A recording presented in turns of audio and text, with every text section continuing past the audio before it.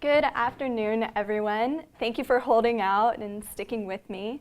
My name is Anna Warner. I'm a senior journalism major studying cross-cultural media. And today I'm going to tell you why journalism needs to not be ugly. I'm going to actually make the case that effective journalism is more of an art form than a science, and that journalists should approach their craft like artists. I suggest that doing this actually necessitates beautiful storytelling. So that's what I'm going to focus on today. Journalism is often turned into a formula. You have your headline, your lead, your inverted pyramid.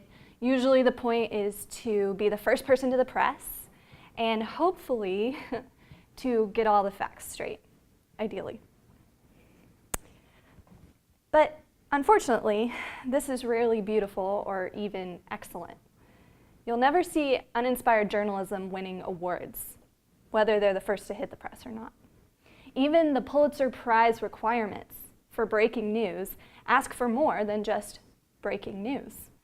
They look for breaking news that, as quickly as possible, captures events accurately as they occur, and, as time passes, illuminates, provides context, and expands upon the initial coverage. Even breaking news needs to be more than breaking news in order to be good journalism. So, what if journalism became an art? Over the course of my presentation, I'm going to explain the problem with ugliness, the effectiveness of beauty, going to look at some practical applications, and conclude with why this matters to me. So, don't be ugly. I chose this phrase because I'm not a native Californian. I'm from the southeast of the United States, and where I come from, there are lots of idioms and turns of phrases that don't really mean what they actually seem to mean. And one of these phrases is "don't be ugly." This is a phrase commonly heard from mothers talking to their children when they're really ticked off. And these are some examples of instances when you might respond with "don't be ugly." It's a call to rise above, to find new perspective, to be better, to stop being so negative. And from a loving source, this can be a corrective criticism, calling you to respond to unlovely situations with dignity or grace. So now for this presentation, consider myself the loving source. This is what I want to suggest for journalists because it is so easy to produce ugly news. It's low-hanging fruit, and frankly, the current state of world events doesn't really help matters much. The problem with ugliness is that it doesn't compel, it doesn't connect or care. Now, when I say ugliness doesn't compel, I mean it's a natural repellent. It takes a lot to engage with ugliness, and no one naturally wants to connect to it. In fact, encountering it can even be really disquieting, which isn't always bad in small doses.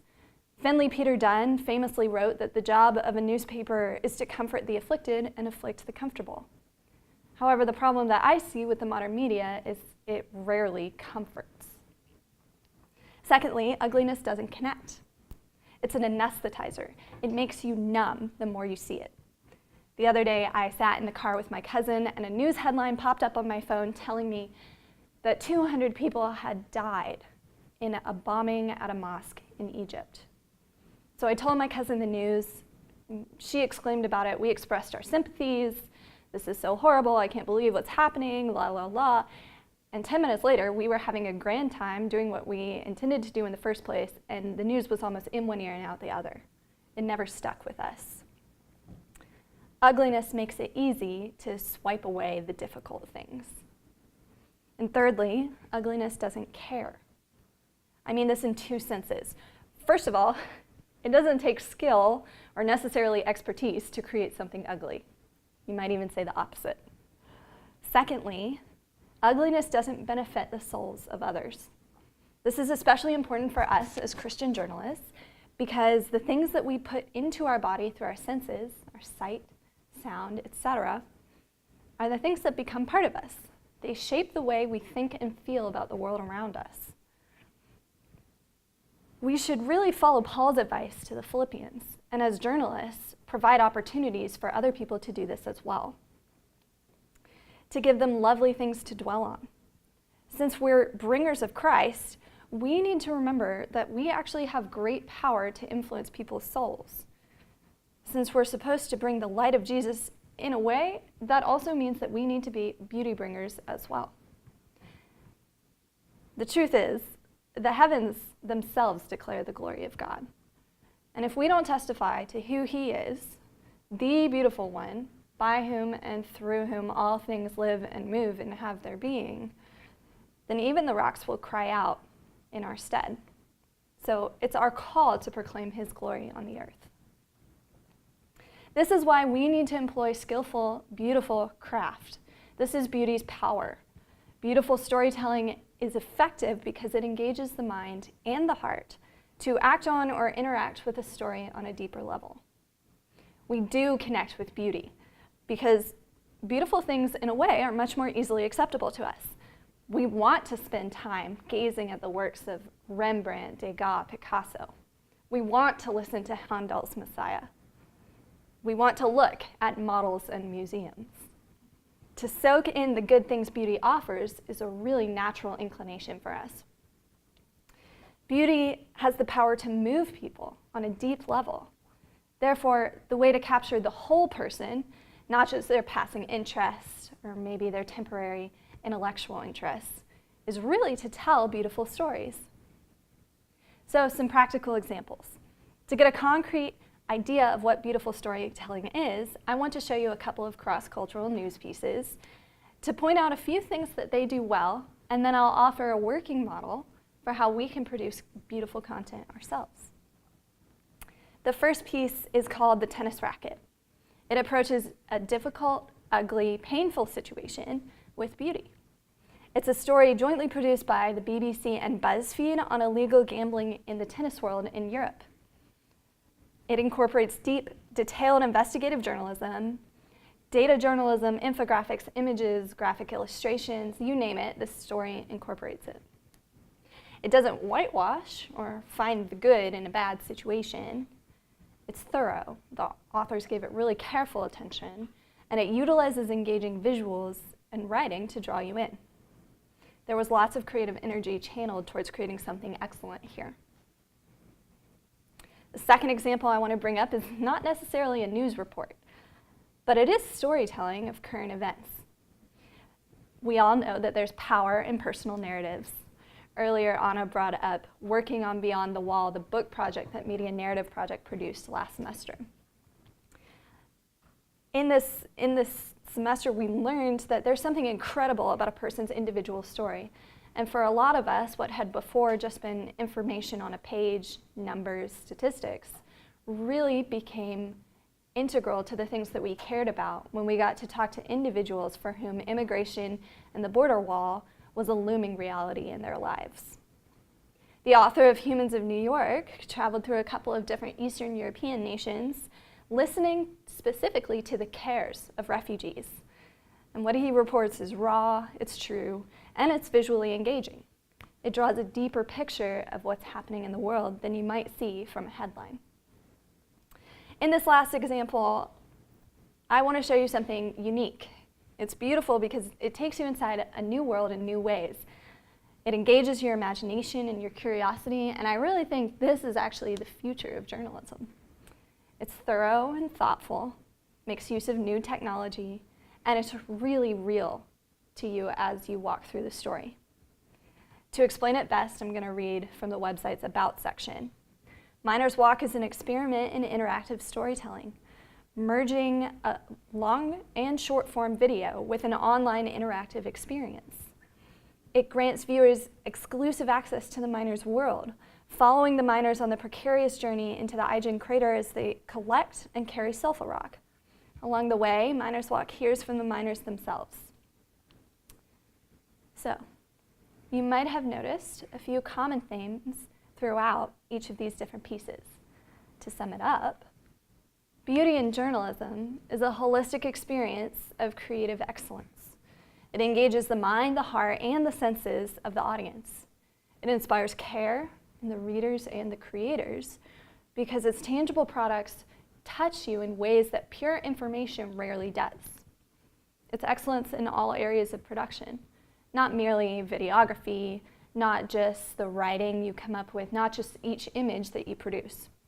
A beautiful story has all of these things come together to create something that captures, connects, and compels the audience to move forward into the story instead of away from it. So I've thought a lot about beauty and communication over the time at Biola, which is why I decided to do my presentation on it. Getting to study cross-cultural media deeply inspired me to care about creative cultural communication. I've learned that good communication is thorough, not only in its coverage of topics, but also in the way it makes you understand topics. This happens through direct communication, but also contextual communication. My freshman year, I came to California and I felt like I was speaking a different language, even though we all spoke English. As you saw in the beginning, I come from a high context culture, and half the things that you say are not actually said. Joining the Torrey Honors Institute both taught me how to communicate clearly in a way that dives into the heart of a matter, but also revealed new worlds to me through beautiful works of literature. I also came to Biola concentrating in visual media. In fact, I came to Biola with somewhat of a bad attitude. I had just come off of 7 months of overseas mission work. And really all I wanted to do was get back out there. I didn't want to be stationary for 4 years. But the Lord really clearly placed me here instead. This is something I'm incredibly grateful for because He was revealing His heart to me in new ways. But He was also revealing my heart to me in new ways. And one of the ways He did this was when the opportunity arose to study cross-cultural media, and I realized that there's deep cultural meaning in communication. Not just verbal, but I'm learning also visual communication as well. I've had the opportunity to do in-depth research with Dr. Welter on visual framing techniques, and it's really opened my eyes. Creative cultural expression truly became an interest of mine, however, when I interned in the Philippines with Samaritan's Purse 2 summers ago. I got to document the stories of people impacted by the development work this organization does, and this was a bit of a defining moment for me because I finally got firsthand experience of what it means to live from a deeply different worldview than the one I was raised with. Understanding that there are people who fundamentally understand the world in a different way than I do was eye-opening. And a kind of curious thing that I noticed is that there are some things we as people universally love and enjoy. Take, for instance, a sunset. Anyone from any culture or time period with absolutely no outside influence could tell you that they think a sunset is beautiful. You don't even have to be told that it's beautiful. And so the more I invested in Filipino culture, the more I noticed this idea and it intrigued me. However, there are also things that a Filipino might find beautiful that I just fundamentally disagree with, and that's okay. This led me to develop a deep curiosity about visual culture and cultural ideas of aesthetics. So beauty is a curious thing, and it's really hard to define. If you take a moment to try and think about it, what is beauty? Well, it's kind of something that I like to look at, and it's just like a beautiful thing. It's something nebulous and yet so easily referred to and understood. So I ended up actually spending a year doing research into what beauty is, why we find beauty. And I've realized that aesthetics are intimately connected to cultural identity. Understanding beauty helps us understand people's values. Understanding and connecting with someone on an aesthetic level can actually be a powerful tool for the kingdom of God. I'm still on a journey to understand beauty and how our cultural values shape our expressions of it. But right now, my greatest desire is actually perfectly summed up by the psalmist when he says, "One thing I have asked of the Lord that I will seek after, that I may dwell in the house of the Lord all the days of my life, to gaze upon the beauty of the Lord and inquire at His temple." So, thank you for listening. And if I've left you with any questions, I'd be more than happy to answer them now.